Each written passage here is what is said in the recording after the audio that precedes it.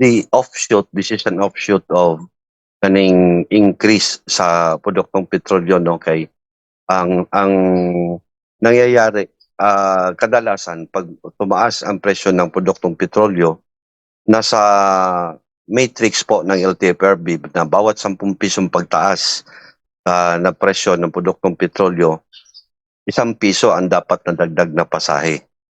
Kung ating tatandaan, umabot po ng 150 pesos per kilometer.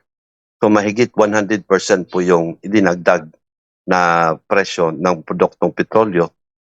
Subalit, kaya nga nadismaya yung ating sektor na yung 1 piso para sa traditional at 2 piso na inaprubahan ng LTFRB, bakit sinuspende ng ating Pangulo. During the first 2 weeks, actually ito, ng krisis. So, ang panawagan ng sektor, dahil mayroong kaakibat na bagong programa, ito isa itong service contracting, yung fuel subsidy, but these are just temporary solutions. Hindi siya sustainable dahil hanggang kailan kaya ng ating gobyerno na maayudahan yung ating sektor. So, automatic kasi as per experience na natin na bawat pag-akyat ng produktong petrolyo, merong kaakibat po ito na fare increase.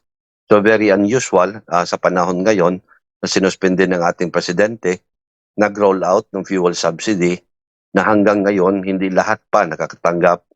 Then yung assistance for individuals in crisis situation, ang Region 12 hindi pa rin po nakakatanggap. Then meron na naman po silang sinasabing programa under the tupad ng DOLE, hindi pa rin po namin alam yung guidelines. So kaya hindi nawawala yung panawagan ng ating sektor na itaas na yung pamasahe dahil para po mag-sustain yung operation ng public transportation.